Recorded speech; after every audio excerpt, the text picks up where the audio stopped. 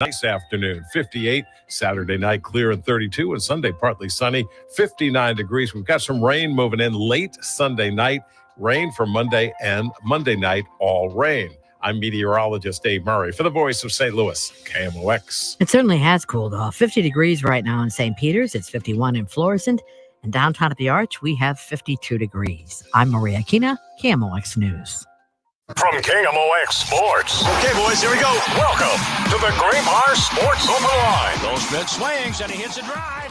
He hits a slammer. Graybar, your distributor for electrical and datacom needs. Here we go. Now, Matt Pauley on America's Sports Voice, KMOX. All right, man, let's get going here. Here we go. Let's go. We have arrived to Friday. We welcome you into a Graybar Sports Open Line right here on KMOX. My name is Matt Pauley. Have you for a full 2 hours tonight as we take you till 8 o'clock. Have a lot to get to, but before we go any further, I'm going to pull back the curtain a little bit on some of the things that happen here in KMOX Studio B, because the incredibly professional, well-refined Maria Aquina, who you heard just doing news, did a newscast while I'm getting ready to do this show. We're on StreamYard, which means we're video streaming. I'm trying to set up the camera. I dropped the camera like twice. We've got Dave Glover's bell here. I hit that in the middle of her newscast. I'm not trying to do this, and she just keeps going. All the while, you did have some hard news in your cast, I did. but there was also some stuff about food. Thank and like, goodness. yeah, and for you to just get through the newscast that you just got through while I'm over here doing everything in my power accidentally to mess you up, it's pretty remarkable. So kudos to you. It was so funny because I wanted to just break out into laughter. And I kept on thinking, oh, gosh, let me get out of this story so that I can shut up because I'm going to lose it on the air. But that's like yesterday, all the technical issues I had, and I had to run over there to you and throw you out and say, I need to use your computer right now. So, yes, it's amusing to see what goes on behind the curtain. Kudos to you. I am sorry that I did that. okay. I made such a racket over here.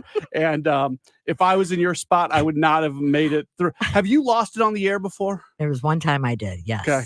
And I could recover. And we had a different news director. Man, did he let me know about it. Really? Okay. Yes. See, I'm in the toy department of broadcasting. So if I lose it, people find it funny because I'm doing sports. You're doing news. So it's a little bit different. But I've had some games where like I've worked with a partner and one of us has said something and we just couldn't get it together. And you can't, when you get to that point, there is no coming back, and you just have to turn off your microphone. Yeah, because it's just that bad. I was doing a baseball game in Albuquerque, New Mexico, Colorado Springs Sky Sox against the Albuquerque Isotopes, and there's this play where the shortstop fields the ball, throws over to third, and misses the third baseman, and it hits the coach, who's the manager, in the box, and it hits him hard, like it's a hard ball, trying to get the runner at third, and the umpires called something that was wrong, so it's the manager who just got hit by this line drive, or not line drive, but hard, throwing hard ball, who has to go argue. So he's coming out limping while he's trying to argue because he just got hit from the short. It was one of the funniest things I've ever seen in a baseball game, and me and my broadcast partner at the time just could not get it together forever. I've still got the audio, and every once in a while, if I want to make myself laugh, I just go back and listen to it. You got to let me hear that, because I bet that's just hysterical. It is. So anyways, just wanted to recognize you for your utmost professionalism while I'm over here ringing bells and dropping cameras and stuff. We'll see you in about an hour or so. Okay. That's Maria Aquina. Welcome into a Graybar Sports Open Line here on KMOX. Indeed, my name's Matt Pauley. If you want to join us today, you can do so by calling or texting 314-436-7900. 314-436-7900, or you can tweet at me at Matt Pauley on air, MattPauley on air. This is what we got coming up on the program tonight. Chris Trevino is going to join us in about 5 minutes or so. We'll talk what a win yesterday for Missouri basketball. What a win. They had no business winning that game against Minnesota, and then they finished the game on a 31-9 run.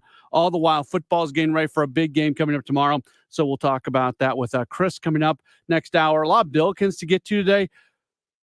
Kudos, congratulations. Just awesome to see what the SLU women's soccer team has done. They beat Georgetown today, and for the first time in program history, the SLU women's soccer team advancing to the round of 16 in the NCAA tournament. That is just so awesome. So we are very happy to see that. It was a tough day at the office for the SLU men's basketball team, as you heard earlier today here on KMOX.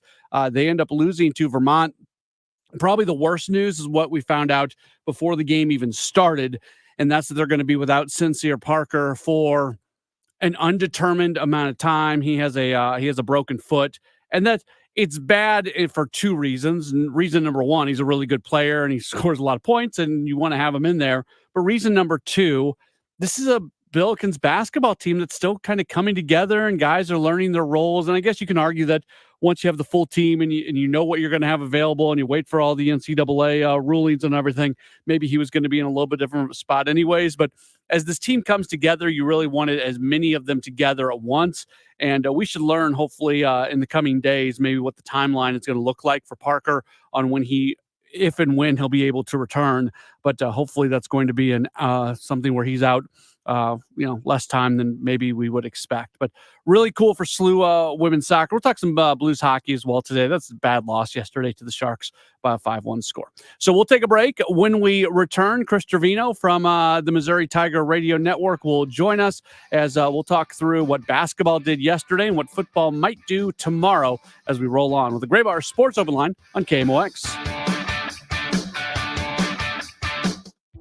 This is an important notice to consumers facing $10,000 or more in credit card debt, medical bills, or other unsecured debt. You may not be required to pay it all back because there are special programs now in effect that will significantly reduce the amount you will owe if you qualify. This is not bankruptcy or a debt consolidation loan. These programs, which the credit card companies like to keep secret, exist to aid American consumers struggling with overwhelming credit card debt by offering tremendous savings and real debt relief. Accredited Debt Relief has established a special hotline for you to call and learn what savings you qualify for. They've helped qualify consumers with over $1 billion in debt and are A+ rated with the Better Business Bureau. So don't wait. Get the relief you need during these hard economic times. For this free information, call the Accredited Debt Relief Hotline now. Call 800-728-8500. 800-728-8500. That's 800-728-8500. I'm Tony Kornheiser, and this is my show. My friends come on and you know them. We talk about the sports you care about, football, and now basketball too, though we don't really pay attention until later in the year, and the absurdity that is our lives. Line etiquette at your local pharmacy, the current phase of the moon, the importance of talking to a human being on the phone, and most importantly, the power of a box of that. Listen on the Odyssey app or wherever you get your podcasts. The choice of a lawyer is an important decision and should not be based solely on advertisements. The verdict is in. STL Today is named under law 2023's best St. Louis law firm. Thank you, St. Louis, and we vow to continue our mission to not only deliver exceptional results, but to change the way companies do business and make St. Louis a safer place, one case at a time. When you're injured, you need the best. Call Onder Law at 314 or 618-9000000. Nobody wants a surprise in their jelly donut. It's toothpaste? That's because the middle is the most important part. At Gray Bar, we're at the middle of electrical and datacom jobs across the country, connecting installers, facility managers, and business owners with smart solutions for their most challenging projects, which means stocking and delivering crucial products on time and on budget with no surprises, thanks to our nationwide logistics network. Yep, Gray Bar does that. What do you mean he's not coming in? This is our busiest time. The mixologist at Claude's Bar is moving to Manhattan. I'm already down 2 bar backs. No one's manning front of Now he needs an equally cosmopolitan replacement. How am I going to find a new bartender before New Year's Eve? Indeed can help him hire great people fast. I need Indeed. Indeed you do. Instant Match instantly connects you with quality candidates whose resumes on Indeed match your sponsored job description. Visit Indeed.com/credit and get $75 towards your first sponsored job. Terms and conditions apply. This holiday season, Capital One reminds you to give yourself the gift of 1.5% cash back with the Capital One Quicksilver Card. Can I earn 1.5% cash back on birds? Birds? What if you sent your true love 2 turtle doves plus a partridge in a pear tree? Sure, but why would anyone want that? The song was very convincing. Earn 1.5% cash back on all your holiday purchases with the Capital One Quicksilver Card. What's in your wallet? Terms apply. See CapitalOne.com for details. Urgent Camp Lejeune settlement message. On September 6th, the government announced it will soon begin providing fast, guaranteed settlements to Camp Lejeune Marines, families, and civilians. Awards will range between $100,000 and $550,000, with an option for higher amounts. If you or a loved one spent time at Camp Lejeune and suffered cancers of the bladder, liver, or kidneys, leukemia, non-Hodgkin's lymphoma, Parkinson's, or kidney issues, you may qualify for compensation and could be paid within 60 days after accepting your settlement, with your VA benefits fully protected. You may be entitled to a significant financial award for your Camp Lejeune claim, but you must act now. Call the James Harris Law Camp Lejeune helpline now to get the compensation you deserve. We're already fighting for thousands harmed by the water at Camp Lejeune. Call now or you may forever lose your right to be awarded a settlement between $100,000 and $550,000. For your free evaluation, call 800-217-1155. That's 800-217-1155. 800-217-1155. Get ready for Monday Night Football. Four-man rush. Left side throw for the end zone. Coming back. Comeback pattern caught. The Chiefs, the Eagles. Touchdown, Kansas City. Pregame at 6, kickoff 7:15 on your home for Chiefs football. KMOX.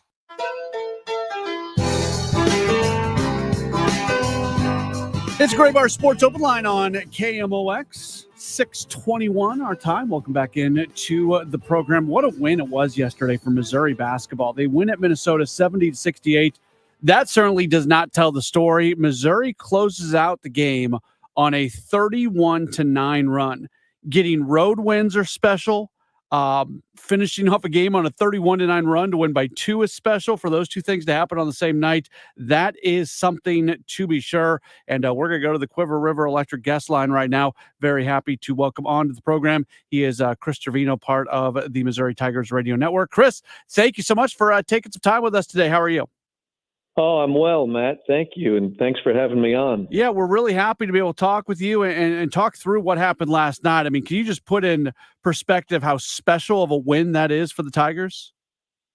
Well, it was really a remarkable run there to end the game in those last 11 minutes. You mentioned it, 31-9 run, and I just think to come back from 20 points in any game is impressive, let alone do it in the second half and let alone do it within the last 11 minutes or so of the game. It was not going too well based on the scoreboard and just the way the play was going, and the Tigers had received a couple of technical fouls in that second half, and it just was looking rather bleak as time moved on, and then they got going. They really got started.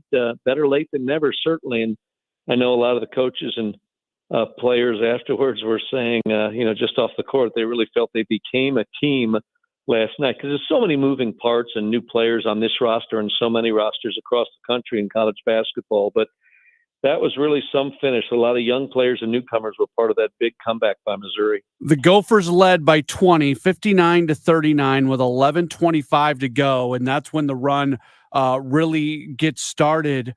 What does it say about, you're playing on the road against a Big Ten school? They're not playing some, small program that you're bringing in on a money game. This is a legitimate team that they're up against. They're on the road. What does it say about Missouri that they're able to have the belief in themselves that they pull that off? Well, it says a lot, I think, and of course time will tell, but just the fortitude they had, again, with so many different combinations and different players in the lineup, even during that run. It wasn't like the same 5 guys, and it wasn't like the veteran crew all the way through. Now, clearly Nick Honor got them started. He scored 10 points in a row, and he was the real catalyst. But then you had, young players, freshmen like Anthony Robinson and Trent Pierce, a junior college transfer, Kurt Lewis, who had hardly seen the floor the first 3 games.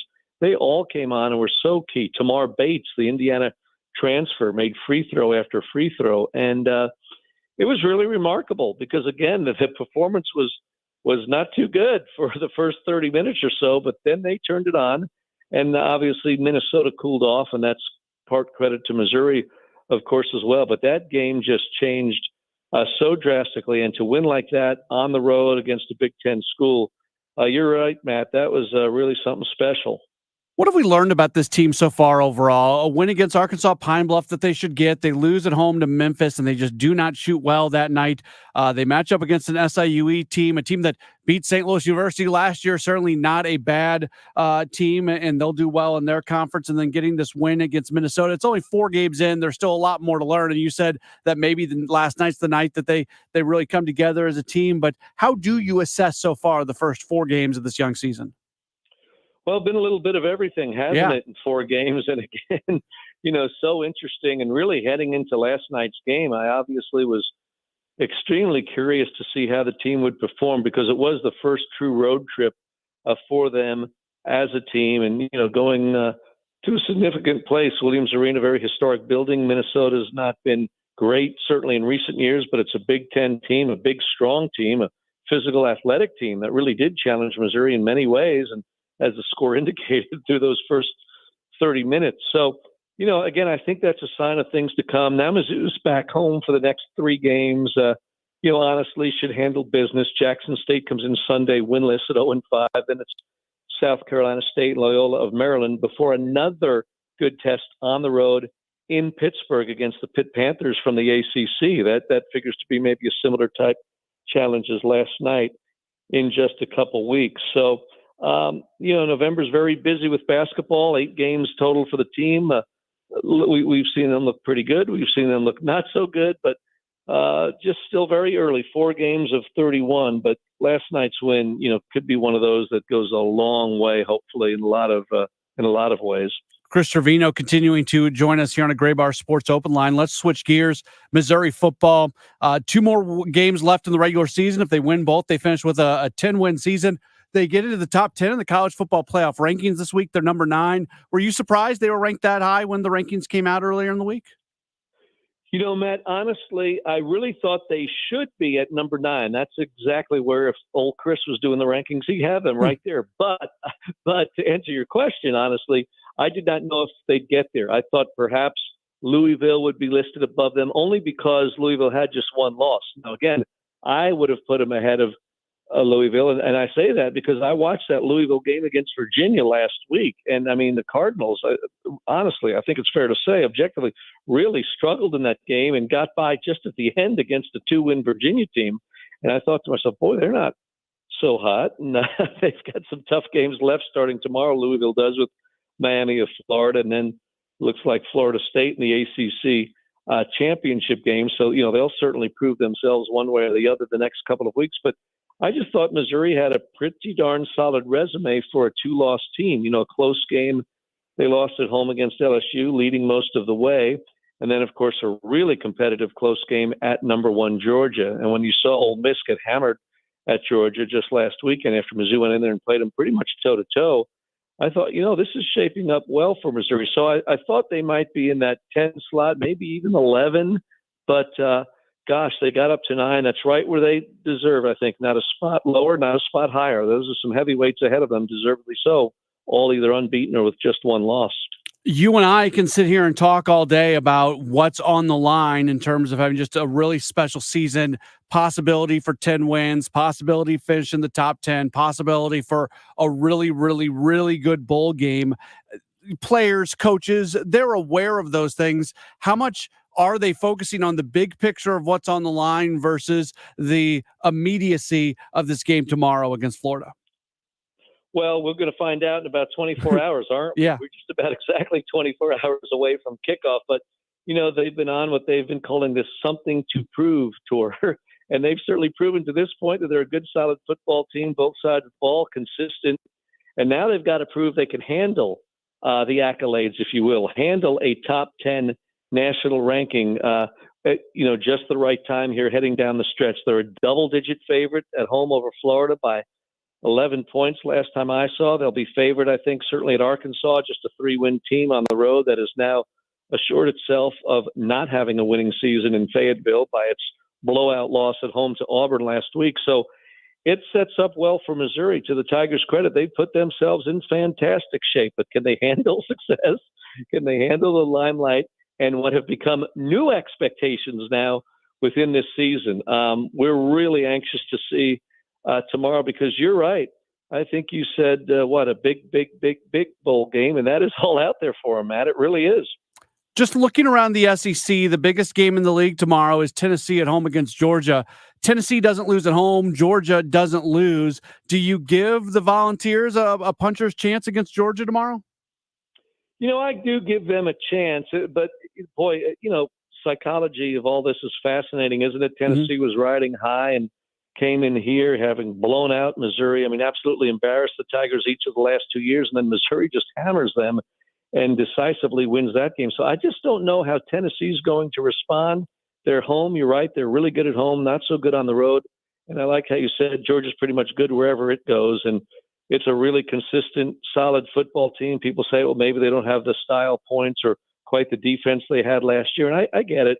But Georgia's still pretty good, Matt. I mean, until somebody proves them wrong, I've got to go with Georgia in that game because it does have so much to play for now in terms of the national championship picture and a three-peat, whereas Tennessee has really lost some luster to its season. That was a significant setback, I think, for the Vols in the big picture here a week ago. I don't know about you. I don't think there's a great team in college football this year. There's a bunch of really good teams. All those undefeated teams that are in the top 5 in the rankings, they're all really good. But when we talk about those great teams that you feel like just can't be beat, that doesn't exist this year in college football.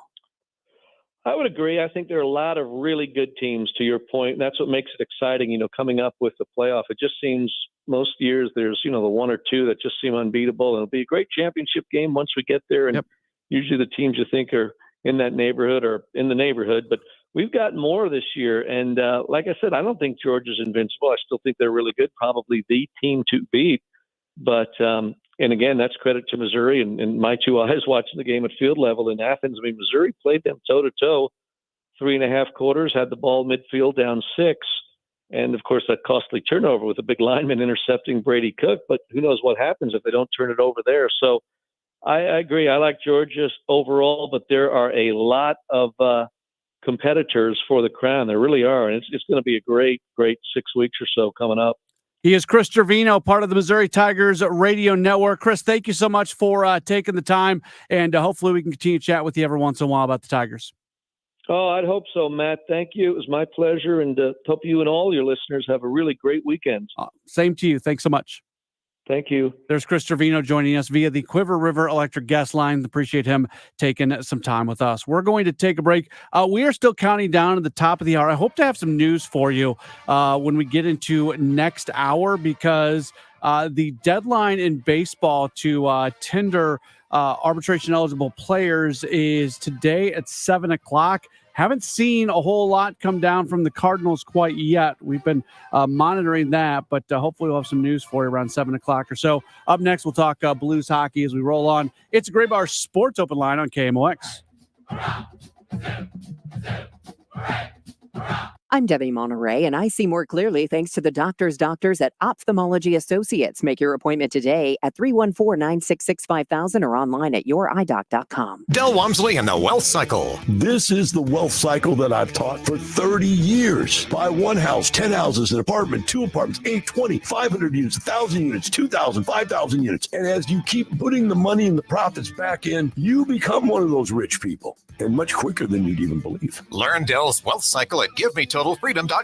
Use promo code 2023. Save 60%. Code 2023. GiveMeTotalFreedom.com. GiveMeTotalFreedom.com. Feels good to be home. Our local Ashley store has the biggest and best Black Friday furniture and mattress deals going on right now. Literally everything is on sale throughout the store, including up to 75% off designer-picked holiday hot buys. Plus, you can shop confidently because Ashley's price match guarantee ensures you'll get the best price. So if you're looking for trend-forward styles at unbelievable Black Friday prices, shop your local Ashley store today, only at Ashley.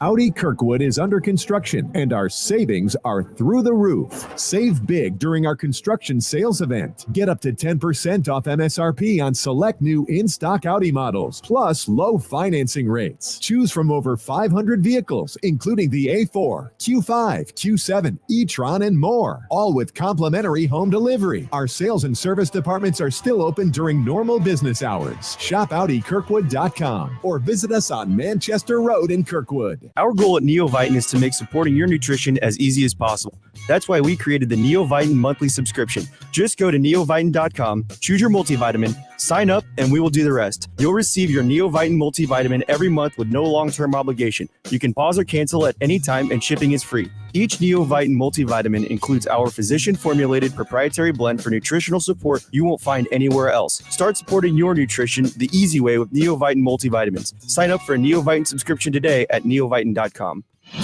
The best values of the year are this weekend at Diamonds Direct. Save an extra 20% store-wide. Rings, earrings, bracelets, bands, designer jewelry. It's our biggest and final store-wide sale of 2023, and we're holding nothing back. Shop early for Christmas and get the year's best value prices. Thousands of engagement rings on sale too, plus special financing. This is the big one, with in-store designer appearances all weekend, including Sunday. Get all the details now at diamondsdirect.com. Diamonds Direct, your love, our passion. The IRS definitely ramped up operations since the pandemic slowed them down, and activity only increases from here. Hi, this is Lance Story with the Lance Story Law Firm. If you're currently under audit or you haven't paid your taxes in the past, now's the time to call the Lance Story Law Firm. The IRS has a published taxpayer bill of rights, which says you have the right to retain legal representation. Because IRS problems are legal problems, and the Lance Story Law Firm focuses specifically on addressing IRS issues for our clients. It's all we do. We get out in front of the IRS, devise the best resolution plan, and work to make sure you're able to take advantage of every program you're qualified to receive. So before you send money to some out-of-town, high-pressure company, call the Lance Story Law Firm. We're local, located right here in St. Louis, or visit Lance, DRURYlaw.com to schedule your free consultation with your local tax resolution law firm, the Lance Story Law Firm, 314-238-7360. The choice of a lawyer is an important decision and should not be based solely upon advertisements. At Odyssey, we believe in casting a wide net to create a diverse and inclusive workforce, as we value the power of community and encourage local organizations to help us in referring qualified applicants to our stations. If you're a community organization interested in receiving our vacancy information, simply email equalemployment@odyssey.com. You'll be directly notified of our open positions. Again, that's equalemployment@odyssey.com. And for our listeners, we invite you to visit odysseyinc.com/careers. There, you'll find an online listing of job openings at all Odyssey radio stations. This is the Graybar Sports Open Line. Goldschmidt swings and he hits a drive. He hits a slammer. On America's Sports Voice, KMOX. Rolling on here on a Friday night. My name is Matt Pauley. Appreciate you being with us. If you want to chime in on anything that we're talking about, always you can call into the program, 314-436-7900. We also take text messages at that same phone number, 314-436-7900, or you can tweet at me at Matt Pauley on air. My question for you for the next moment or so, where are you at on the Blues? Because they were playing some pretty good hockey. They had won 3 in a row. They'd won 5 of 6. They'd beat some good teams. Like, everything is trending in the right direction. And then they have a clunker like last night. And look, that every team has that over the course of the full 82-game season. I get that. I'm not trying to make too big of a deal of something that is just one of 82. But when you are an unproven team like the Blues, when you've got some tangible signs of progress with the year moving along, and you're about to go on a 4-game West Coast road trip, and those can be really tough, and your first game of that road trip is against a bad team, you got to win that game. You got to win that game. And I say you got to win that game in the sense of, like, it's not going to make or break their season that they didn't win that game. It's not going to make or break their season if they say win just one of these 4 on the road trip. But from a big picture perspective, I guess it's not the biggest deal in the world, but it feels like we can sort of pump the brakes on who they're becoming. I don't know. I struggle with this. I'll be perfectly, like, if it sounds like I don't know where I'm going with this, it's because I don't, because but it's a heart versus head sort of thing. My head says 1 of 82 early on in the season. Hey, they've just won 3 in a row and 5 of 6. Look at where they were after that loss against Colorado. Like, there's all these good things that have happened. That's what my head says, and that's the common sense thing. And if you're disagreeing with what I'm saying about being disappointed by last night, that's your argument. And it's a very very valid argument. I want to agree with you. But I just go, how do you lose that game? And not just lose that game, but lose that game in the one-sided fashion that you lose it. Losing 5-1, it takes something away from, for me, of the progress that's been made. Now I say that, and let's say they go win the next 3, or they still find a way to win 2 on this road trip, and they come back home and they continue to play well. And then you go back and you go, that Sharks game, that was just a bad night. That was just a bad night. And I hope that's true. I really want to see this team progress into the best possible version of themselves. And it felt like they were doing that. And then last night, it felt like anything but that. And it was just a little bit frustrating. Am I being fair? Am I being not fair? Feel free to text at me, 314-436-7900, 314-436-7900. You can also tweet into the program at Matt Pauley on air. Craig Berube spoke to the media after the game last night, said that he felt like his team did not respond well to the San Jose pressure. We looked at the video today and talked about how they're going to come hard, which they do, and there's a lot of pressure and the puck pressure, and they come at you, and we didn't respond very well to it. Brady said there was a lack of intensity. Well, that's part of it for sure. Didn't win enough battles early on, and when there's puck pressure like that, you got to make hard plays with the puck, and we didn't do that. I was surprised, disappointed. Are you, after the last few weeks you guys have been playing? We're all disappointed. We won't, coming in here and have a chance to keep building and gain points in the standings, and didn't happen. We weren't good enough. Looked like they had a lot of chances at the slot, net front, tips, deflections. How do you look at early on? They did, yeah. We're again losing puck battles below the goal line, and then not enough good coverage in the slot area. Given the Sharks record, was it easy to just maybe underestimate the team tonight? Well, I don't know. You'd have to ask them that. We talked about that morning, tonight, before the game, But, again, obviously we got outplayed early. That's Craig Berube, and one of the many things to love about him is the fact that he doesn't sugarcoat things. He's going to tell you exactly what he thinks. He's going to tell you exactly where he thinks his team is at, and clearly he wasn't happy with the way his team played last night. If this team, because they had won 3 in a row and 5 of their last 6, found a way to overlook an opponent, I question some of the character on the team. And I hate saying that. I hate saying those words, but this team has no team in the NHL should ever overlook an opponent, period. But just because you're a team that from a national standpoint doesn't really have very high expectations, and you happen to go on a nice little run, winning 3 in a row and 5 of 6, that is certainly not a reason to overlook an opponent. And if there is a belief from the coaching staff that guys did not play with the intensity that they needed to play with because maybe they overlooked and they thought they could just lace up the skates and get out there and come away with a win, if that's something that happened last night, that needs to be addressed. Braden Shen did talk about talked about the fact that from a playing standpoint, there just simply was not enough intensity last night. I think the first 10 minutes of the first 2 periods cost us a hockey game.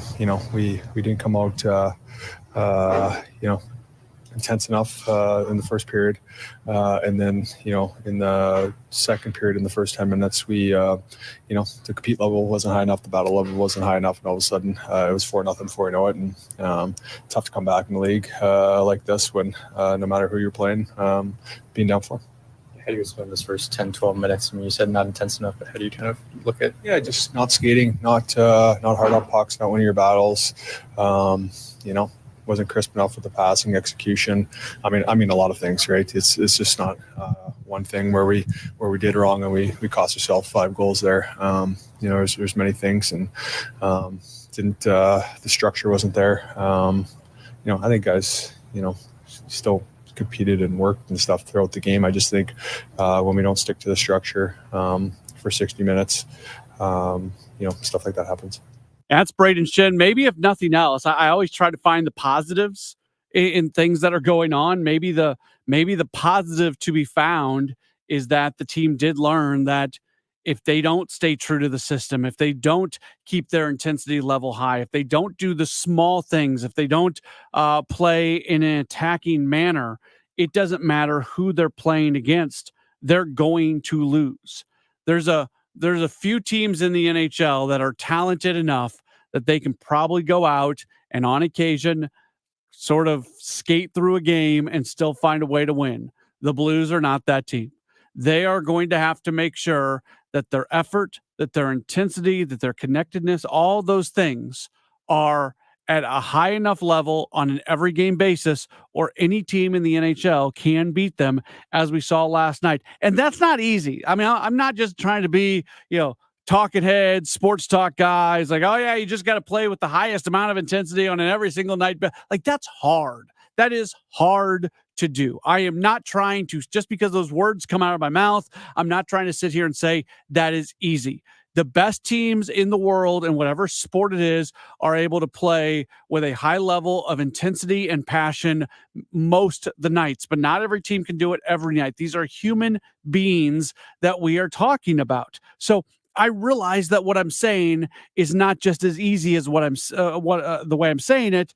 But that being said, we need to see more buy-in on games like last night. Last night is a missed opportunity because the ceiling for this Blues team, I think, the ceiling for this team is a team that, say, get into the final month of the season and they're right there in contention for a playoff spot, and maybe they steal one of the final 2 or 3 playoff spots in the Western Conference. That's the ceiling for this team. So that tells you that every single game and every single point matters. The last thing you want to have happen is this team miss the playoffs by a point or by 2 points. And you go back and you say to yourself, oh, remember on November 16th when they opened up that 4-game West Coast road trip and they were playing some of the best hockey that they'd played in the short amount of time that the season had been going, and they're playing a really bad San Jose team and they just laid an egg. Man, those 2 points would look really good right now. We don't have those conversations. That's the last thing we generally think about. Teams miss the playoffs by a point or two every single year, and you can certainly go find a lot of winnable games. But that's the point that I'm making. Some teams have points to give away. Some teams are good enough that there's nights where they just, for whatever reason, they let one go, and it's really not going to matter. The Blues, if their ceiling is being a team that just kind of finds their way into the playoffs, well, then you can't have nights like you had last night against bad teams like San Jose. 314-436-7900, 314-436-7900.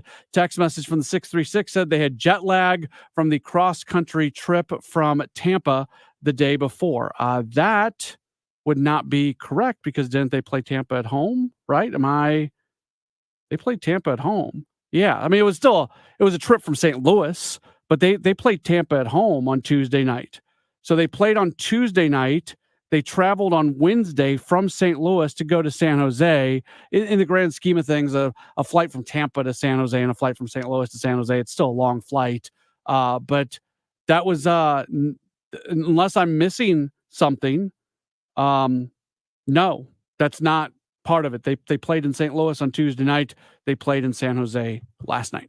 314-436-7900. That's how you call. That's how you text. You can tweet into the program as well. At Matt Pauley on air, MattPauley on air.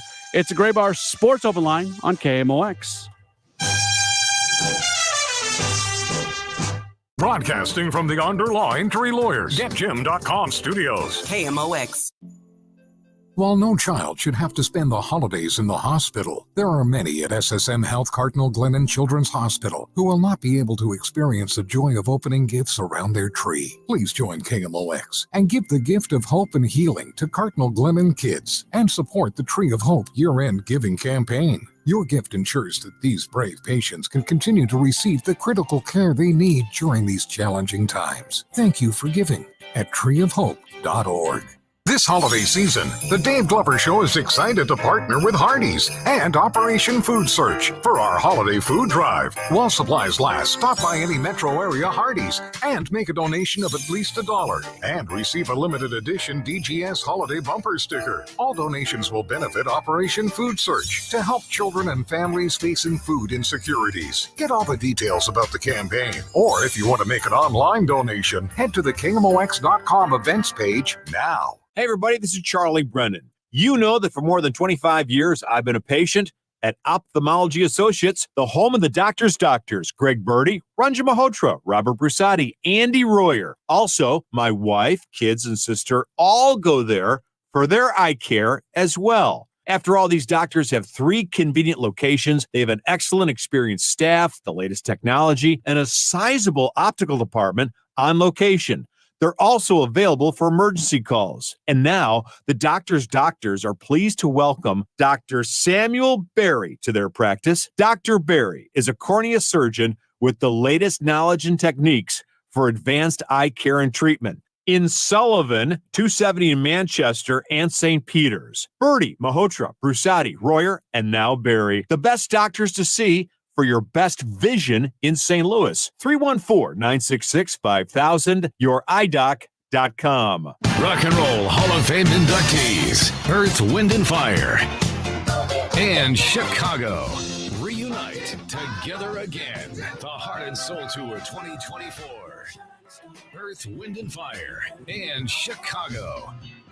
Live at Hollywood Casino Amphitheater, July 10th. St. Louis, this is going to be a night to remember. Get tickets now at LiveNation.com. Part of the Allegiant Always concert series. We all have different ideas of the perfect retirement, but they all depend on the same thing: not running out of money. Steve All and the team at the All Financial Group can help you develop a retirement income stream that fits your idea of the perfect retirement. Call 636-230-8824 or go to yourmoneymattersstl.com. Advisory services offered through Retirement Wealth Advisors, LLC. The All Financial Group and Retirement Wealth Advisors are not affiliated. The All Financial Group is a financial services firm that offers a broad array of products and services, including life insurance and annuities, licensed in Missouri and Illinois. It's lonely at the top. Successful leaders aren't just adjusting to change, they're demonstrating more resilience than ever to be successful. CMA Global offers a program to coach your leaders. Coaches offer thought partnership in a safe, confidential manner to make it less lonely at the top. The desire to take your organization to the next level is at the heart of everything they do at CMA Global. Let them show you how they can guide your leaders to reach their full potential, even in this ever-changing marketplace. Go to CMAconsult.com. CMA Global. When your people thrive, your business thrives. Says here that Gray Bar is a distributor. Yeah,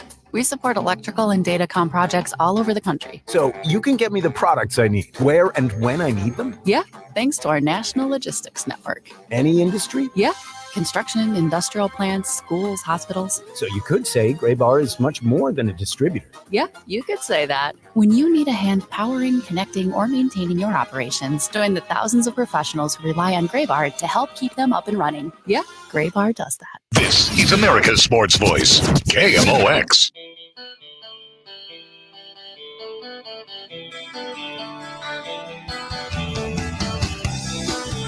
It's a Gray Bar Sports Open Line right here on KMOX, starting to wrap up hour number 1. Here's what we've got coming up the rest of the way tonight. Next hour, Steve Greenberg is going to join us at about 7:20, columnist for the Chicago Sun-Times.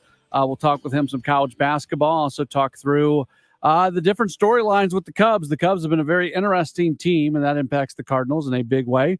Melissa Lockhart is going to join us next hour. She writes for The Athletic. She has been covering the Oakland A's relocation, so we'll talk with her. And then in our final segment next hour, we'll get a preview of the Rachel Zimmerman show, which will be coming up tonight. At 8 o'clock tonight, we're going to have a State of Downtown Odyssey special, so you are definitely going to want to be tuned in for that. That's going to get started in a little bit more than an hour. Big congratulations going out to the St. Louis University women's soccer team. They won today over Georgetown by a 2-1 score, and they are now into the round of 16 in the NCAA tournament. This is big time stuff. They have never been to that round ever in the history of the program. So they go out to State College, PA. They play Georgetown, and they get the win. And 2-1 was the final score. The Hannahs, Hannah Larson and Hannah Sawyer, scoring for the Billikens, and they get the win. That's really cool. We talked with Coach Shields earlier in the week as her team was getting ready for this one, and the SLU women's soccer team just having a spectacular season, and now they are one of the final 16 teams that are still alive. So congratulations going out to them as we continue to have great soccer stories in the city of St. Louis. SLU Billikens basketball today, things did not go quite as well for them. They lose to Vermont 78-68. Not only do they lose that game, before the game even got started, it was reported that Sincere Parker has a broken foot, and he's going to be out for an undetermined amount of time. And that's a bummer. That's a bummer. I think we saw yesterday in that win against Wyoming just really who this team can be and what they can turn into, and how competitive they can be in the A-10, and maybe they can play a little bit above the preseason expectations. And a lot of what you want to do in the non-conference is build yourself up to being the team that you're eventually going to be once you get into conference play, and you want everybody available for that. So I'm bummed for Parker. I don't know how long he is going to be out at this point. That has not been reported. I'm sure we'll get more information about that here over the next few days. But yeah, that's the unfortunate news of the moment. SLU will wrap up this tournament down in Myrtle Beach coming up Sunday night. They're scheduled to play at 7:00. They'll take on either Wichita State or Liberty. Those two teams are matched up tonight. That game is going to get started here in about an hour. Each of those teams is undefeated, so one of those teams will suffer their first loss of the season tonight, and the team that suffers their first loss of the season tonight will end up matching up against the Billikens Sunday night right here on KMOX. We'll take a break for the top of the hour news. We'll be back with a whole lot more. Hopefully we've got details on the Cardinals and who they've tendered and not tendered. That deadline's coming up in about 3 minutes. Hopefully we know all kinds of things in about 3 minutes here on KMOX.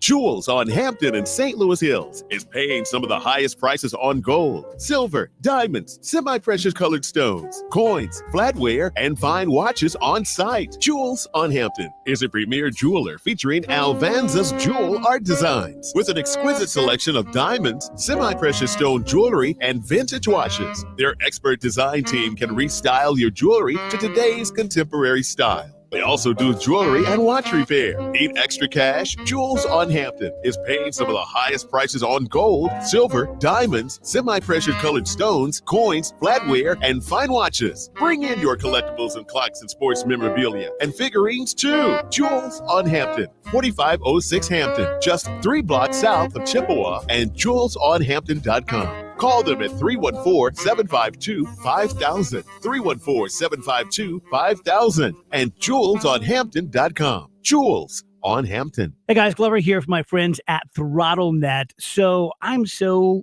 very proud to have represented the guys at ThrottleNet for all of these years. They are the IT geniuses. George and Mike are the owners. Fantastic guys.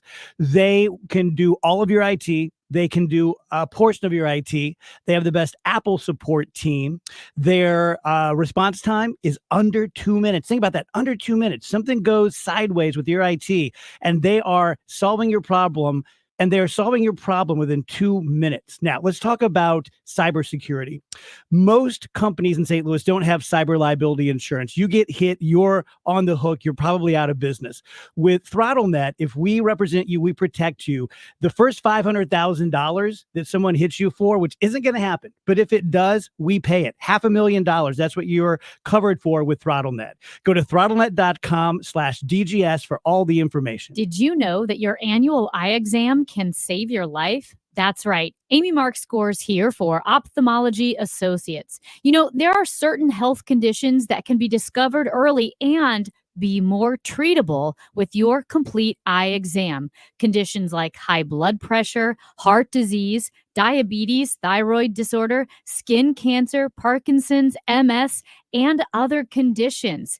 That's why it's so important to make your appointment with the Doctors of Ophthalmology Associates. Doctors Greg Birdie, Ranjan Malhotra, Robert Brusati, Andy Royer, and Samuel Berry. You can call them now at 314-966-5000, 314-966-5000, and know that your yearly eye exam is covered by most health insurance plans. Give them a call, 314-966-5000, 314-966-5000, or youridoc.com. KMOX KEZK HD2 St. Louis. This is KMOX, the trusted voice of St. Louis. Always live on the free Odyssey app.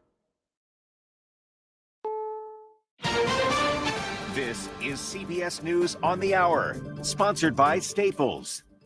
I'm Jennifer Kuiper. At least one person, in addition to a suspect, has died after being shot at a psychiatric hospital in Concord, New Hampshire. State Police Director Colonel Mark Hall. Today, an active shooter situation occurred at the New Hampshire State Hospital and was contained to the front lobby. There is no active shooter threat to the public. The scene remains active. Hall says the suspect was shot to death by a state trooper who had been working at the facility. An investigation is underway. The UN warns of the growing possibility of widespread starvation in Gaza because of a lack of fuel, saying it could not deliver aid today. Meantime, CBS's Willie James Inman reports. In Gaza City, Israeli troops continue to search Al-Shifa Hospital. They showed CBS News a tunnel they say is proof Hamas used the medical complex as a command center, something Hamas denies. They also displayed weapons they say were found in a vehicle on hospital grounds. As the humanitarian situation grows more dire in Gaza, Israel announced that it would allow 2 fuel tankers a day into the territory following a special request from U.S. officials. Advertisers are fleeing social media platform X. More from CBS's Linda Kenyon. IBM is the latest company to stop advertising on the platform, citing concerns its ads were posted next to pro-Nazi content and hate speech in general. Tensions were inflamed when billionaire owner Elon Musk posted his own comments endorsing an anti-Semitic conspiracy theory. IBM posted a statement saying it has zero tolerance for hate speech and discrimination and called this an entirely unacceptable situation. A White House statement echoes those sentiments and says, "We condemn this abhorrent promotion of anti-Semitic and racist hate in the strongest terms." Linda Kenyon, CBS News, Washington. After meeting on the sidelines of the Asia-Pacific Economic Conference with Mexico's president, President Biden says of the cooperation between the two countries. We're working side by side to combat arms trafficking, to tackle organized crime, and to address the opioid epidemic, and including fentanyl. The Texas oil and gas industry chimes in on science textbooks and climate change. The Republican-majority Texas State Board of Education weeded out science textbooks that take aim on the role played by the oil and gas industry in teaching climate change. Board member Julie Pickren. They have taken an anti-fossil fuel stance. You have these lessons with these underlying themes throughout. Education watchdog groups are calling it censorship. Imelda Mejia with the Texas Freedom Network. Students in Texas are missing out on a lot of sound scientific information because the board pressured publishers to make changes based on their own political objections. Chris Fox for CBS News, Austin. This is CBS News. Staples stores provide innovative products and services for small business, remote workers and learners, even teachers and parents. Explore more at your local Staples store. Mid-America's most trusted source for news. KMOX. At 7:03, we have clear skies and 49 degrees downtown of the Arch. I'm Maria Aquino. Our top story this hour, the Board of Aldermen passed a bill which aims to clarify confusion around the Jail Oversight Board's training. Board Chairperson Reverend Darrell Gray says he believes the bill helps, but was happy to see that Alderman Rasheen Aldridge, who sponsored the bill, kept the door open for more changes. I'm encouraged that Alderman Aldridge said it's not perfect. I'm encouraged that he said, in the new year, let's revisit it. The bill was passed unanimously by the Aldermanic Board, but now heads to Mayor Tashara Jones for her signature. Owners of Kias and Hyundais whose cars were stolen or damaged will be able to submit claims as part of a nationwide class action lawsuit. St. Louis residents should start to receive the notices by March 4th for submitting claims. The Post-Dispatch reports the settlement is expected to cost the companies more than $200,000. The owners of certain 2011 to 2022 models whose cars were either stolen or damaged are eligible. We told you earlier this week, Kias and Hyundais still make up the majority of cars that are being stolen in the St. Louis area. Owners will be eligible for payments up to 60% of the vehicle's black book value, and those that sustain damage will be eligible for up to 33% of the black book value. And this morning in Jefferson City, a trial began seeking to overturn Missouri's latest voter ID. The lawsuit was filed by the League of Women Voters, the NAACP, and 3 individuals who say it disenfranchises the elderly, minorities, and the disabled. Kimberly Morgan of Fenton is one of the plaintiffs. Her name is misspelled on her birth certificate and state-issued ID and doesn't match voter rolls. She can't get it fixed because of state rules about documentation, so she can't vote. Supporters say people need photo IDs for any number of things, and voting shouldn't be any different. Voter ID laws passed in Missouri in 2006 and 2018, both times struck down by the Missouri Supreme Court. Debbie Monterey, KMOX News. The International Institute is planning to attract 500 plus migrants from Chicago to St. Louis to boost the region's workforce and population in the midst of a decline. Betsy Cohen from the St. Louis Mosaic Project says 7% of the city's population is foreign-born, and this is what we should focus on when wanting to grow as a region. Majority, the 80 to 90% of people that are foreign in this country are work authorized and here legally, and those are ones that we need to work to attract. Regulators at the Illinois Commerce Commission on Thursday unanimously approved rate hikes for 4 major natural gas utilities. But the decision was perhaps more notable for what it rejected. The 5-member board slashed the utilities' requested rate increases by as much as 50%. In general, the ICC's 5 commissioners reduced the company's request for infrastructure spending, citing a lack of evidence that increased rates were necessary to maintain system safety. 4 companies serve 98% of the state. Those companies will now consider requesting a rehearing to challenge this decision. Scott Jagow, KMOX News. And let's have another check of weather with Dave Murray. Temperatures will continue to fall as we go through the evening, especially now that the sun is down. Clear skies, evening temperatures out of the 50s into the 40s, and 28 for the low. Saturday, all about sunshine, 58 in the afternoon after a cold start. Saturday night, clear skies, 32, and Sunday, partly sunny, 59 degrees. Rain coming in here late Sunday night, Monday and Monday night. I'm meteorologist Dave Murray for the Voice of St. Louis, KMOX.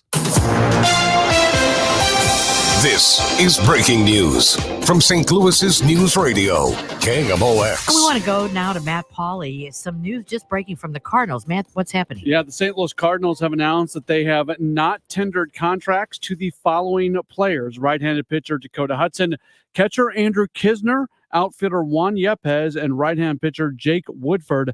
That means in all likelihood, those 4 players will not be back with the club as they are set to become free agents. Certainly Andrew Kisner being non-tendered is a bit of a surprise. Also Dakota Hudson, another player who has significant major league time, Juan Yepez and Jake Woodford as well. With that, the Cardinals' 40-man roster is now at 36. Much more on this coming up in just a moment on Sports Open Line. And let's give those temps. 47 degrees right now in St. Peters. It's 48 in Florissant, and downtown at the Arch, we have 49 degrees. I'm Maria Aquina, KMOX News. This is the Graybar Sports Open Line. Goldschmidt swings and he hits a drive. He hits a slammer. On America's Sports Voice, KMOX. Back at it here on the Graybar Sports Open Line. My name is Matt Pauley, into our second and final hour of the program. As we just mentioned to you, during the top of the hour news, we do have some breaking news as Dakota Hudson, Andrew Kisner, Juan Yepez, and Jake Woodford are 4 players that the Cardinals did not tender contracts for next season, essentially ending their tenures with the club. So that means a lot. First off, Dakota Hudson could have gone either way. Doesn't shock me. At times it felt like the organization was ready to move on from him. Juan Yepez, clearly the organization was ready to move on from him. They had millions, not millions, but you get what I'm saying. They had many opportunities to give him more big league opportunities next year or last year, and they didn't until late. So that's not a surprise. Jake Woodford, man, talk about a guy who was given every opportunity to do something this past season and just could not run with it. He had a fantastic spring. You can make the argument that he had the best spring of anybody who was, starting games for the Cardinals, and he just could not replicate his spring training success in the regular season. Andrew Kisner. This is the surprising one. And we'll take your phone calls, by the way. So we're available to you, 314-436-7900, 314-436-7900. That's how you call. That's how you text. You can also tweet at me, at Matt Pauley on air, MattPauley on air. If you want to comment on the players that the Cardinals have non-tendered, we will certainly take your comments. Again, 314-436-7900. That's how you call. That's how you text, or you tweet at me, at Matt Pauley on air. A lot of people were caught somewhat off guard when the Cardinals protected Ivan Herrera, and all of a sudden that was not Ivan Herrera, excuse me. When they protected, Pedro Pajes the other day, and that put 4 catchers on the 40-man roster. So when they did that, it was like four catchers on the 40-man roster. That doesn't make a whole lot of sense. And now we know why. Andrew Kisner no longer going to be with this team, it would appear. What that means, at least right now, is that Ivan Herrera is going to be given the opportunity to be on the big league roster and back up Wilson Contreras. And Pedro Pajes becomes your emergency guy, your other catcher who's on the 40-man roster. So that's a little bit of a surprise, I think, that Andrew Kisner appears to be done in the organization. Let's grab our first phone call of the day. Don has given us a call. Hey, Don, you're on Sports Open Line. How you doing, Matt? All right. Does that surprise you that the 4 that they didn't tender contracts to? And basically, do you really think this ownership's going to spend the money to get them out of the last place cellar they were in this past year? Because if they don't, Matt, they're not going to sell many season tickets this year. Because I'm going to tell you something. Because the Cubs are going to spend money, and I doubt the Milwaukee is, because I know you commented on that the other day that they're basically trading everybody off their team. Everybody's available for trade. So you answer my questions and see. If this ownership, I really don't have no confidence in this ownership, to be honest with you, Matt. Right. And I'm a true Cardinal fan too, by the way. Cool, Don. I appreciate the phone call. I think they're going to spend upwards of the $200 or so million that they say is essentially allotted in the for the payroll for this season. I think they're going to spend some money. Is it going to be enough? That's somewhat dependent upon what other teams do in the division. I understand the lack of confidence there, but they're trying to build themselves to be a winning team next year. Again, my only real surprise here is Andrew Kisner. I'm a little bit surprised that they did not tender him a contract. I am not surprised about Dakota Hudson. He would be second on the list of surprise, and I'm not surprised. And then Juan Yepes and Jake Woodford doesn't surprise me at all. Maybe a little bit of surprise that there'd been some talk about maybe trying to move on from Tyler O'Neill. And they tender him a contract. So what does that mean for him? He's somebody that was probably a non-tender candidate. Maybe a bit of a surprise that doesn't happen. Mark has given us a call. Hey, Mark, you're on Sports Open Line. Yes, I wanted to talk about what recommendations we have for the Cardinals next year and how they can improve. And my recommendation would be that they hire the 5 people who currently have the job for the Tampa Bay Rays as their general Mark, manager. what do you think about these non-tenders? That's what we're talking about right now. Well, that's precisely what I'm talking about right now. A, hire the Tampa Bay Devil Rays general manager. B, their assistant general manager. C, their director of minor league personnel. D, their director of scouting. And E, their director of international scouting. Because the Tampa Bay Rays make the playoffs every year with the lowest payroll in baseball, and the Cardinals did not make the playoffs last year. Okay. You didn't answer my question. All right, Mark is... So my question is directly related to what we're talking about tonight, is how the Cardinals can improve their team. I'm not trying to be a jerk here, but I wanted people's thoughts on the non-tenders, and you're telling me who they need to be hiring. Correct. Okay. Can you name the general manager, president of baseball operations for the Tampa Bay Rays? Yes, it was last year or the year before. It was Chaim Bloom. No, it wasn't. Bloom was hired many years ago by Boston, and he just got fired by Boston. Appreciate the phone call. I'm not trying to not everybody needs to know. We're trying to talk about the breaking news, and we got that. All right, let's go to Chuck. Hey, Chuck, you're on Sports Open Line. Yes, I was most surprised about them letting Kisner go because I thought the one trade chip they might have was Von Herrera.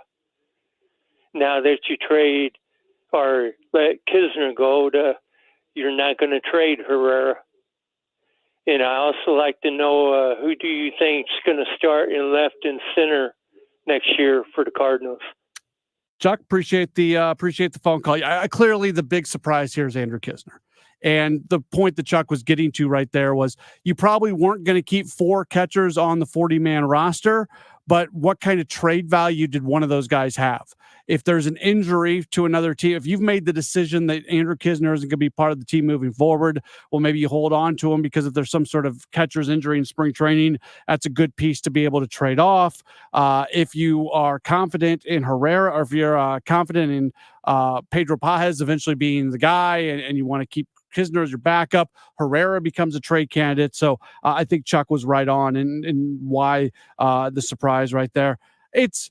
It's hard to say what the outfield alignment's going to be next year. Jordan Walker's clearly going to be in one of the spots. Lars Nootbaar is clearly going to be in one of the spots. I don't know. I have a hard time believing that Tyler O'Neill is going to be on the roster next year. I wouldn't be shocked if Dylan Carlson gets moved. I don't know. It's too early. Let's see what this roster. The only certainty that I really have on what it's going to look like in the outfield is Walker and Nootbaar. That's where I'm at this point in time. All right, we'll take a break. Again, if you're just joining us, the news of the last little while is the fact that the Cardinals did not tender contracts to Dakota Hudson, Andrew Kisner, Juan Yepes, and also Jake Woodford. When we return, we are going to be joined, talk a little college basketball and also everything that's going on in Chicago with the Cubs. Steve Greenberg is going to join us in just a moment as we roll on with the Gray Bar Sports Open Line on KMOX. Just imagine getting net returns of 32%, 36%, 27%, 9%, 33%, 21%, 18%, 4%, 10%, even 35%. Well, you don't have to imagine anymore with Masterworks, the premier platform for investing in blue chip art. Masterworks has over 810,000 registered users and 16 exits to date that have paid out tens of millions in net proceeds. Although with Masterworks, you don't need millions to start investing. No wonder some of Masterworks' new offerings have sold out in minutes. Luckily, listeners can now skip the waitlist at masterworks.com, promo code MARS. That's masterworks.com, promo code MARS. Past performance is not indicative of future returns. Investing involves risk. Important Regulation A disclosures and aggregate advisory performance at masterworks.com/CD. Hey, this is Richard Deitch, the host of the Sports Media Podcast. If you're interested in what's happening with all the places where you consume sports, the Sports Media Podcast has you covered. Here's longtime NFL and NBA announcer, Ian Eagle. Would I find this entertaining if I was sitting on the couch watching the game, or would this be a nuisance? Would this get in the way? Does it enhance the enjoyment for the viewer, or at some point are you becoming an annoyance? Listen on the Odyssey app or wherever you get your podcasts. The choice of a lawyer is an important decision and should not be based solely on advertisements. STL Today is named Under Law 2023's best St. Louis law firm. We'll continue to make a difference, one case at a time. When you're injured, call Onder Law at 314 or 618-9000000.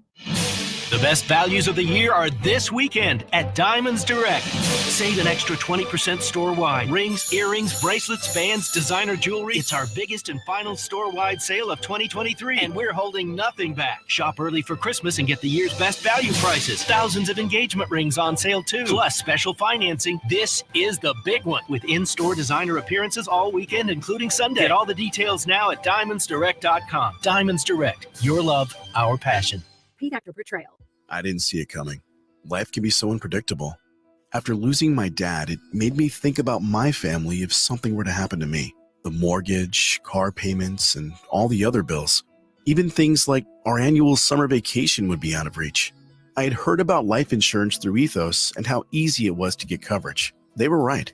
I knew it was time to stop putting it off and get life insurance right now.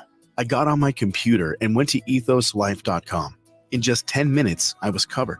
And boom, family protected. Thanks to Ethos, my family won't have to worry about the bills if the unpredictable happens to me. Ethos, fast and easy online term life insurance. Up to $2 million in coverage with no medical exam. Some policies as low as $1 a day. Answer a few health questions and get your free quote at getethos.com. That's GETETHOS.com. Happy 62nd birthday, Granddad. Thanks, sweetheart. I got you this. A mug. What does it say? Beware. If you are 60 or older, you may be at increased risk of serious consequences from RSV, respiratory syncytial virus, compared to adults younger than 60. Not all dangers come with warning labels. Talk to your pharmacist or doctor about getting vaccinated against RSV today. RSV vaccines, including Pfizer's, are available. Learn more at bewareofrsv.com. Brought to you by Pfizer. Hi, this is Joe Cordell of Cordell & Cordell. The holiday season should remind us that faith and family are the most important things in life. And we hope that you succeed in coming together this holiday season with those you love and in the process creating some generational memories. Holidays have this magical power to magnify small things to ever greater memories over time. What a return on investment. Happy holidays. The choice of a lawyer is an important decision and should not be based solely upon advertisements. 600 Kelwood Parkway, Suite 310, Town and Country, Missouri, 63017. CordellCordell.com. This is America's Sports Voice, KMOX. We're back on a Graybar Sports Open Line right here on KMOX. Again, the breaking news of the last 10-15 minutes. The Cardinals announcing that they have non-tendered right-hand pitcher Dakota Hudson, catcher Andrew Kisner, outfitter Juan Yepes, and pitcher Jake Woodford. Elsewhere around the NL Central of note, Brandon Woodruff non-tendered by the Milwaukee Brewers. He becomes a free agent. He's going to be injured, might not pitch next season, but a top pitcher in the National League, whether he's going to be available next year or not, becomes a free agent. So some interesting things going on right now across baseball. Let's go to the Quiver River Electric guest line right now. Very happy to be able to welcome back onto the program Steve Greenberg. He is a columnist for the Chicago Sun-Times. You follow him on Twitter at SL Greenberg. Steve, thanks so much for taking some time with us today. How are you? Oh, good. How you doing, Matt? Doing all right. What's as somebody, we're in the baseball off season, yet it feels like the Cubs are in the news every day, whether it was the hiring of Craig Counsell or the rumors that they're going to go after Shohei Ohtani and have a legitimate shot at him. It feels like the Cubs are a very relevant team and very relevant part of the conversation in Chicago right now. Sure they are. The Counsell signing went over very well. People were, by and large, I think, Cubs fans, had the romance for David Ross had sort of gone away, let's say, and the Counsell hiring was a total surprise. And I think all agree this has a chance to be a real upgrade. I like Ross a lot. I don't really blame him for that collapse over that last month. He was catching grief from Cubs fans all season, too much, I think, relative to how much the manager affects wins and losses over the course of the season. I wonder what your listeners think of Ollie Marmol. Maybe they're laughing at that. But Counsell came in, it is seemingly a big-time guy, even though he doesn't have the postseason success on his resume. But beyond that, if you're talking about big-ticket players, look at Cody Bellinger. It's unlikely they'll sign him again. He's a Scott Boras client. The Cubs have absolutely no history of making beautiful music with Boras clients. It's been quite the opposite. Chris Bryant being one of those who got away and was never even going to be really negotiated with in earnest because he was a Boras guy. So there's that. If you want to believe that Shohei Ohtani might come to the Cubs because there's interest, that's something they get excited about. But the Cubs haven't given that. They gave a big contract to Dansby Swanson, and before that, Jason Hayward, John Lester. But for a market of Chicago size, and more specifically for an organization that prints money like the Cubs with that ballpark, they are not often in the game for the biggest swings in free agency. So if they do this, will be groundbreaking for sure. I wouldn't bet on it, but I'm just sort of conditioned after years and decades to be skeptical of whether they'll actually dig as deep as you have to dig to buy a player of that caliber or even close to that caliber. They have not often done this. Don't forget, Dansby Swanson was kind of like considered the number 4 shortstop last year, and that's the one they got, and that's the one they're kind of building around as a cornerstone. I know they paid Craig Counsell a lot of money, and maybe that should just be enough on its own, but do you get the sense that promises were made to him about the team and the resources that he's going to be given? Certainly, he's led to believe, and the Cubs' intention is to be aggressive in as much as that's something that they do. I am sure they will attempt, whether it's Bellinger or someone else, to put real quality at third base and at first base. Nick Madrigal wound up playing third base most of the time last season, and he's a nice player to put the bat on the ball. But I mean, he's not giving you any power whatsoever. They need a third baseman. They're going to need a first baseman, whether it's Bellinger or someone else, and there are some available in free agency with power and all that. And they need starting pitching. So they're going to go out and get players to make them better out of the gate than they were in 2023. I have no doubt about that. And I think we both agree, the division is just there for the taking, and probably will be for a couple of years, a few years. And the Cubs might just be considered the team to beat going into next year. But again, they have missed or not gone for the biggest name guys. They're Juan Soto's out there. Cubs aren't gonna get him. There are all kinds of players in every local market. Fans get excited about this guy and that guy, and you see images, doctored images of a wished for player in your team's uniform. So I'm seeing that kind of stuff here, and I think for the most part it's all just sort of silly. But the Ohtani thing would just I can't even imagine it. I almost can't fathom it happening here. Maybe it will, but I mean, wouldn't you think it'd be more likely to happen, let's say, with the Dodgers? Yeah, I mean, there's just I would say there's like an 80-85% chance he ends up with the Dodgers, but I'm not in Chicago. You are, but just reading the situation, I listened to an interview that Jed Hoyer did the other day. Man, I feel like they're going to take a shot at him. I could be wrong. You're obviously much closer to the situation than I am. No, they'll. I think they'll take a shot. They wanted, they had a lot of interest in him before when Ohtani was first coming to the big leagues. People saw him then as a pitcher, far and away before they saw him as a slugger, as an everyday member of the lineup. He wanted, of course, to hit, and he wanted and needed to DH to do that, and needed the American League to do that. So maybe it's partly because they liked him before, but really didn't get into the game then. They are, if you look at betting sites and things like that, yeah, the Cubs are right after the Dodgers as a favorite to get them. But it would be for Hoyer especially. Hoyer has not had a seismic move in his career running the show, at least with the Cubs. I mean, it was Theo's show, and John Lester was around here considered still the biggest signing that the Cubs have had, the one that sort of legitimized the last push for a World Series. So Ohtani would top that. We would all agree, and then some. Let me finish off with this. You've got a vote in the AP College Basketball Top 25. Illinois had a pretty rough one.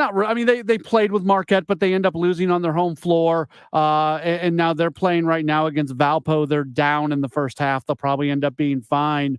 Where it still feels like with Coach Underwood, we're still waiting for Illinois to have that one really big-time breakthrough season. They come into this year in the top 25. How do you evaluate who they might be? Illinois has the same old problems. can't shoot, no point guard. You know, and I'm being a little melodramatic because they have some shooters and they have big guys who can pass the ball. Coleman Hawkins, Terrence Shannon. You know, they have skill, but they don't have that key component, the playmaker, and the other key component, the knockdown shooter that you need at the end of games. So what happens to Illinois in these last couple seasons? They lose a lot of close games, and they don't just lose; they break down late in these games and play ugly offense, and it leaves you with a bad taste in your mouth having watched it. It's hard for me to buy into this Illini team in a big picture sense. I think they're good. I don't think the Big Ten is great. Illinois could be a top 3 or 4 team and maybe should in that league. But it's just the Big Ten. National title since 2000. Purdue, your number 1 seed, getting bumped in the first round of the NCAA tournament, bringing back essentially the same team. Michigan State, losing to James Madison, then losing again the other night against Duke and playing ugly. Big Ten country, we love to call it the best league, but I don't think it is, and certainly not in basketball, and definitely not this season. He is Steve Greenberg. You read him in the Chicago Sun-Times. You follow him on Twitter at SL Greenberg. Steve, always appreciate you being so gracious with your time. Thanks for coming on tonight. All right, Matt. Very good. There's Steve Greenberg joining us on the program. We'll continue to pick his brain on college hoops as we go through the season. Again, Illinois playing right now, and they are trailing Valparaiso. They'll probably win that game. Earlier today, SLU, they end up losing to Vermont in their second game in the Myrtle Beach tournament. All right, we're going to keep talking baseball. When we come back, we are going to be joined by Melissa Lockard. She covers baseball and writes for The Athletic. We'll get. She's been all over the Oakland A's relocation. We'll get her thoughts on that coming up in just a moment as we roll on with the Gray Bar Sports Open Line right here on KMOX.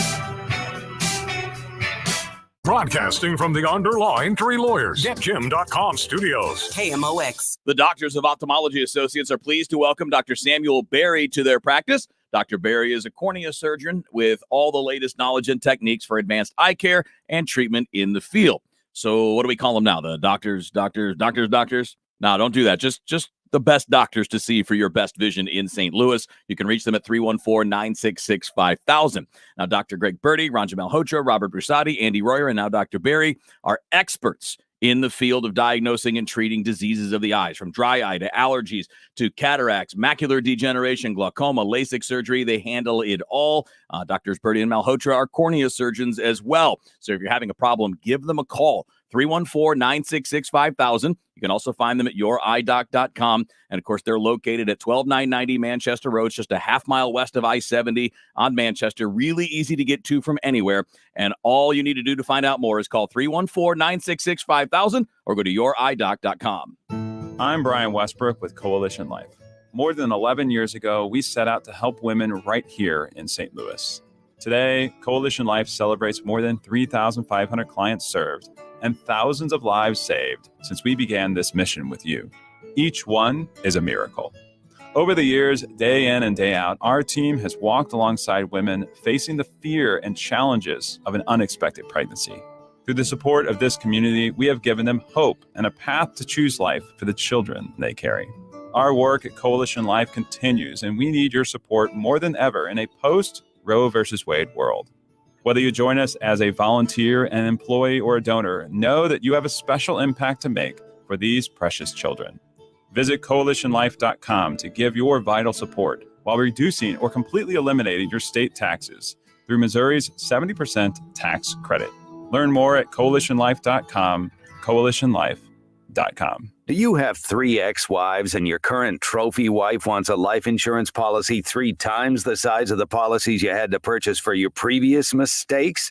If so, you need to call Big Lou at Term Provider, 800-700-6898. Big Lou is intimately familiar with your problems, and if you're 50 or 60 years old and in reasonably good health, a $1 million policy should only cost about $100 to $200 per month. Big Lou may have a solution for your previous policies policies as well. You may even save enough money to lighten the load on your new $1 million policy. Remember, call Big Lou. He's like you, except he's only on number 2.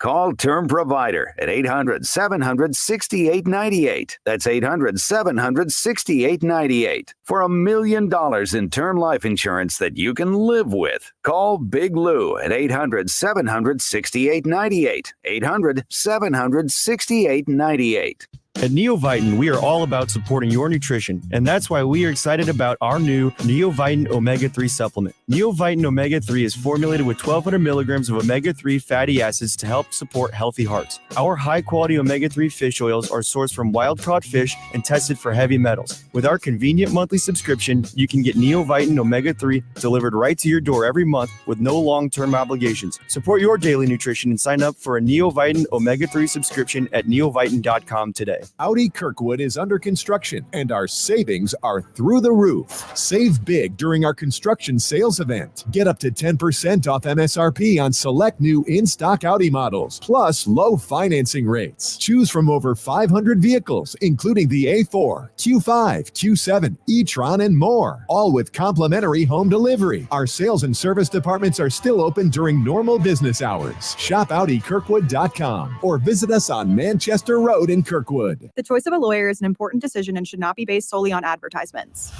The people have spoken. I want to thank you, St. Louis, for voting Under Law 2023's best St. Louis law firm. When you're injured, call Onder Law at 314 or 618-9000000.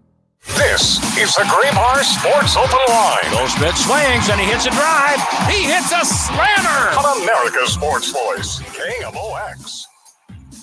This is the Graybar Sports Open Line on KMOX. We're going to go to the Quiver River Electric guest line right now. Very happy to welcome on somebody that you read in The Athletic. Senior editor and staff writer, has long been connected covering the Oakland A's.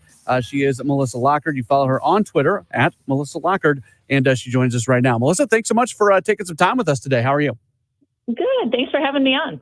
Late last night, your most recent article posted, and I really enjoyed it and thought it was interesting as we talk about the situation involving the A's apparently leaving Oakland and going to Las Vegas. It feels like this is just about a foregone conclusion now with everything that's been voted on. And you spent some time talking with some fans in Oakland, a fan group, the Oakland 68s. And there's still some people in Oakland holding out hope. Can you kind of take me through what the feeling is in Oakland as it looks like they're about to lose their baseball team? Yeah, I mean, certainly, people are down and discouraged. Obviously, a vote is another step towards the team actually leaving. But I think there's not a lot has changed necessarily between, where things stood on Wednesday and where things stand now. Everyone kind of knew the vote was more of a formality than anything else. I think that it's been pretty clear since April that the commissioner's office and the owners were going to let John Fisher move forward with his plan. So really, it's always been up to whether John Fisher could actually close this deal. And I do think, there is some sense that it may not be an overwhelming chance, but there is still a chance that he can't pull this off because he really, frankly, hasn't been able to pull off any stadium deal in the 18 years that he's been an owner of the Oakland A's. So there's a lot of things that could still go wrong. There's some potential pending legislation and a challenge to the legislation that would get him the public funding. And if that public funding fell through, I think the deal would fall through pretty quickly. He still has to raise enough funds to build the actual stadium himself, and it's not necessarily clear that he has those funds lined up. So, I think there still is a chance. It's not probably a tremendous chance, but there still is a chance that it falls through. You make the point in your article that about 3 years ago, it looked like the Howard Terminal option in Oakland was something that in all likelihood was going to happen. And since then, a fair amount of funding was raised for that project. Does that money still exist? I mean, is there any momentum at all towards continuing to keep that idea alive? Yeah, so that funding was mostly approvals to build infrastructure in and around that area. And from what I understand, a lot of the infrastructure projects that had gotten approved will go forward. And so hopefully, at the very least, that area of Oakland will see some positive development.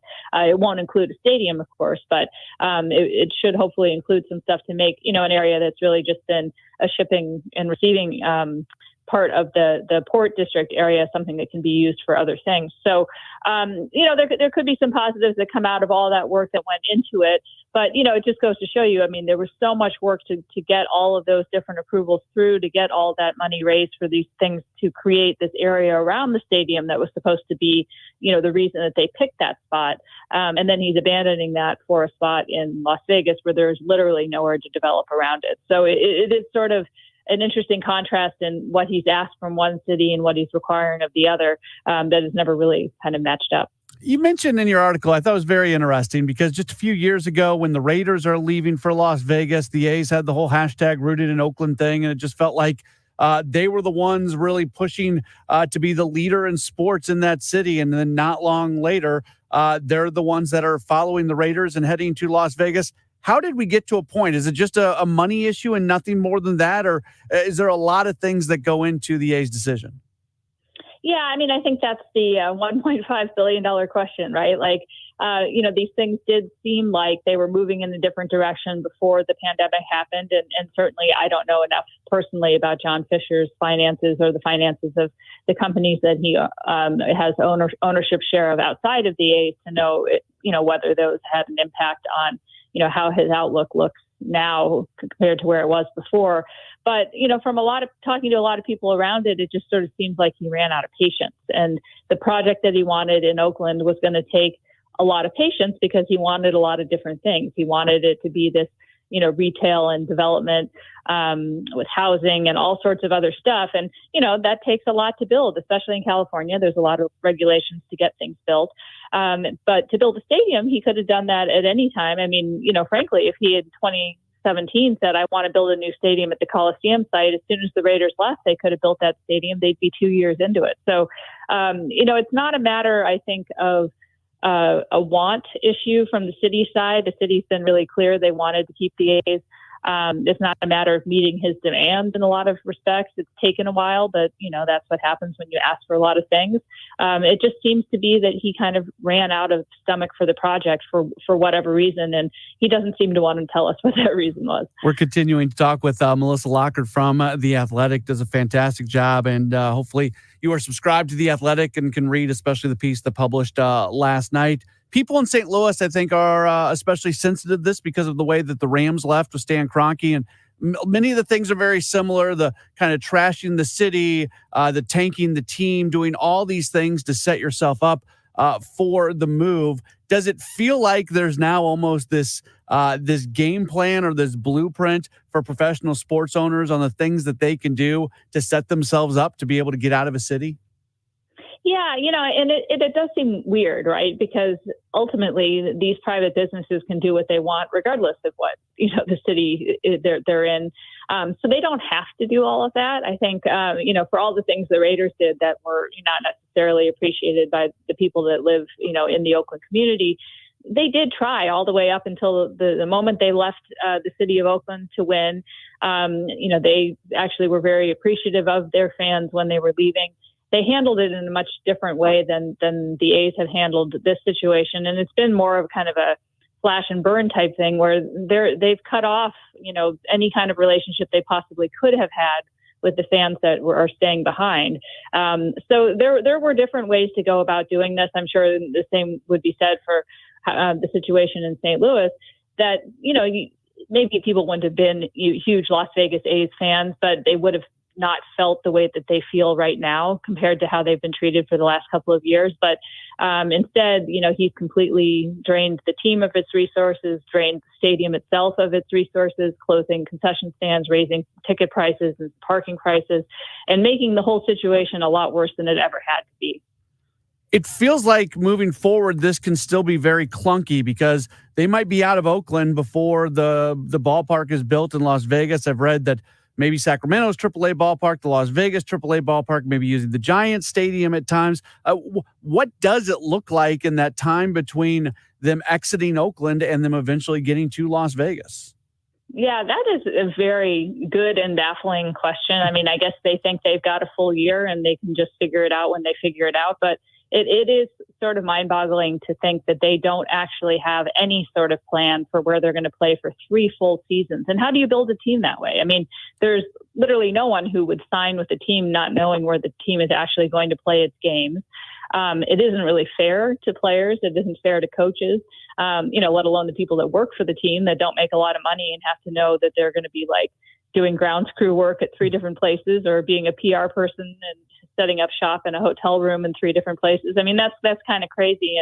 And Major League Baseball players should not have to play Major League Baseball games in AAA ballparks. And, both the Sacramento and Las Vegas ballparks are very nice AAA ballparks, but they're AAA ballparks, and that's not fair to them either to have that be part of the equation. It will be interesting to see if that ends up being one of the solutions, what the Players Association has to say about it, because it's a much, even the Oakland Coliseum is a big step up from a AAA ballpark. Yep. And I think there's going to be a lot that's said about having to play players. Yeah, it's wild. From a Players Association standpoint, when the Tampa Bay thing happened, where they may play half the season in Tampa and half the season in Montreal, the Players Association, we got guys with wives and kids. They can't be getting 2 different places for it doesn't feel like the Players Association will allow that to go forward.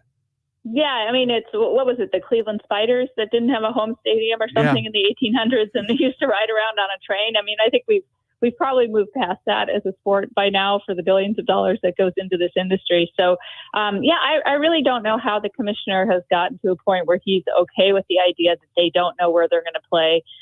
Maybe they think they can extend the lease at the Coliseum for those 3 years, that they have things they can offer that the city will accept. But thus far, as far as I've heard, they have not approached the city or the county about extending that lease at all. She is Melissa Lockhart. I think pretty much sports fans across the country and certainly in St. Louis are hopeful that they find a way to get done in Oakland, even though it seems incredibly unlikely at this point in time. Melissa, thank you so much for taking some time. Encourage people to read you at The Athletic. Follow you on Twitter at Melissa Lockhart, and hopefully we can talk to you again in the future. Yeah, I appreciate you having me on. Thanks so much. That's Melissa Lockhart from The Athletic joining us. And just encourage you to read what she wrote, and thought it was interesting. Her talking to the fan group there in Oakland, who's still doing what they can to try to keep the A's in Oakland. And as much as I think sports fans would love to see the A's stay in Oakland, it's probably something that simply is not going to happen. We'll take a break, and when we come back, we are going to wrap up the program. Rachel Zimmerman is going to stop by. She's got the Rachel Zimmerman Show tonight. We'll chat with her for just a few moments before we wrap up this edition of a Gray Bar Sports Open Line on KMOX.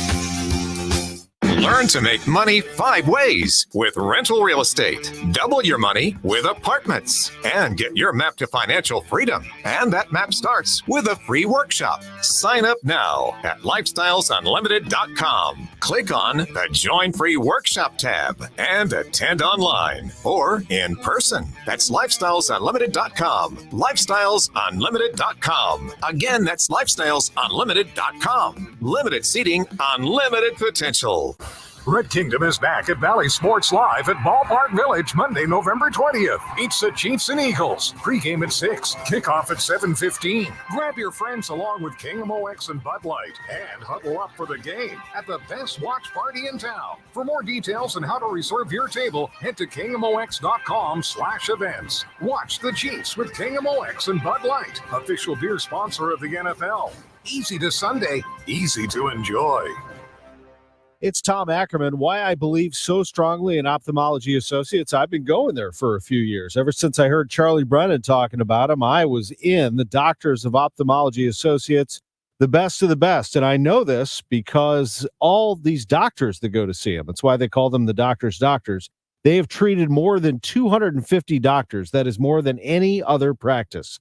Dr. Greg Birdie, Dr. Ranjan Malhotra, Dr. Robert Prasadi, Dr. Andy Royer, and Dr. Samuel Berry. He's a cornea surgeon. They specialize and are experts in diagnosis and treatment of diseases of the eye. Dry eye, allergy eyes, cataracts, macular degeneration, glaucoma, LASIK surgery, or, like me, just going in for an annual eye health examination. It is absolutely the place. YourEyeDoc.com, 314-966-5000. 314-966-5000. Nobody wants a surprise in their jelly donut. It's toothpaste? That's because the middle is the most important part.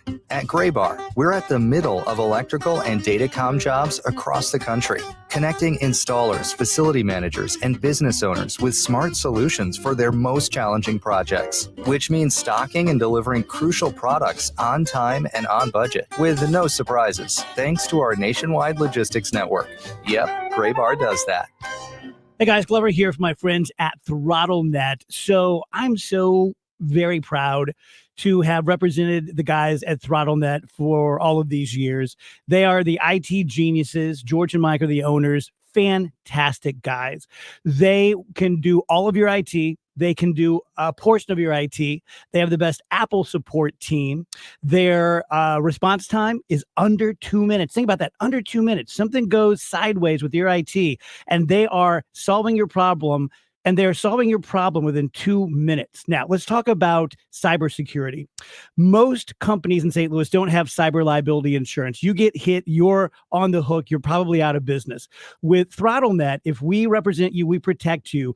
The first $500,000 that someone hits you for, which isn't going to happen, but if it does, we pay it. $500,000. That's what you're covered for with ThrottleNet. Go to throttlenet.com/DGS for all the information.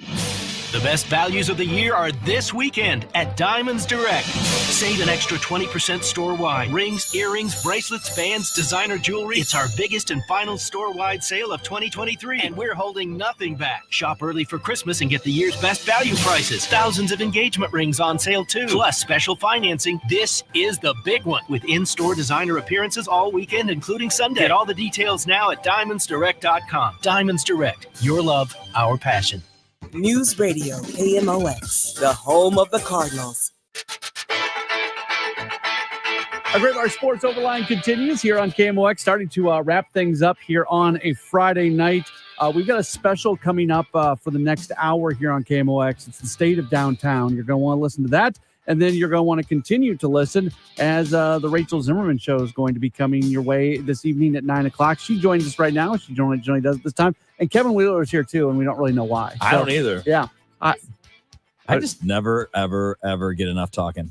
That's true. And now it's so true. Rachel finally gets a chance to have her own show. I'm bringing her in here. What do? You're like, oh, I'll just come on. I'm like, hey, elbow, let me in. Well, speaking of people that you already work with being on your show, I know you've got Dave on the program tonight. Yeah, so this week we kicked off our collaboration with Operation Food Search and Hardee's, which we do every year at the holiday season. So I thought it'd be a great opportunity to have Dave on the show to talk about that a little bit and maybe remind people on the weekends to go to Hardee's and donate $1 to Operation Food Search. I say this in truth, not just because we're doing this with them, but Hardee's breakfast, without a doubt, like it's not, there is a large gap between them and whoever number 2 is. There's no contest. Yeah, the fast food restaurant, Hardee's, those biscuits, it's the best. The hash browns, give me a break. It's so good. So good. So you can round up, you can donate the $1, whatever it is. And how many, I'm putting you on the spot, how many years have you guys done this? I think this is year 6 or 7. It's been a while. It's been a long time. And we've raised over $500,000, which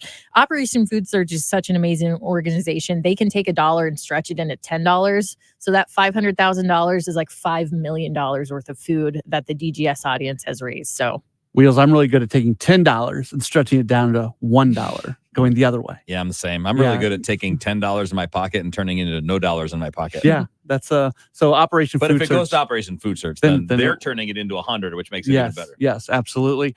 You just got back from quite a trip as well. Yeah, I was in Japan for almost 2 weeks, and it was just the greatest experience of my life thus far. It was amazing. I'm still like in withdrawal. I just want to go back as soon as I possibly can. What made it so great? Oh, it's a great question. It's a beautiful country, first of all, but I've always wanted to go to like a huge city. I've never been to like New York City, and I've always wanted to go my whole life. So just kind of skip over that and go to Tokyo, which is 44 million people. That was just insane and so fun to be there.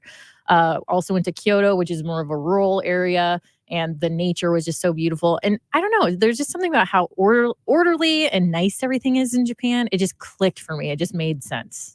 I've never been off the continent. I've been in Canada. I've been down to Mexico, but I have never left our continent. You, Wheels? Oh, yeah. That's worth it. High school, went to France for an exchange program. Wife and I went to Italy like 10 years ago. That was a Camel X trip. We did this advertising and went with a bunch of KMOX listeners. They should start doing stuff like that again. I mean, Yeah. let's go. Let's all go. Let's just And go then places. the best one was going to Sydney for the Olympics in 2000. Okay. That was a Nice. work trip.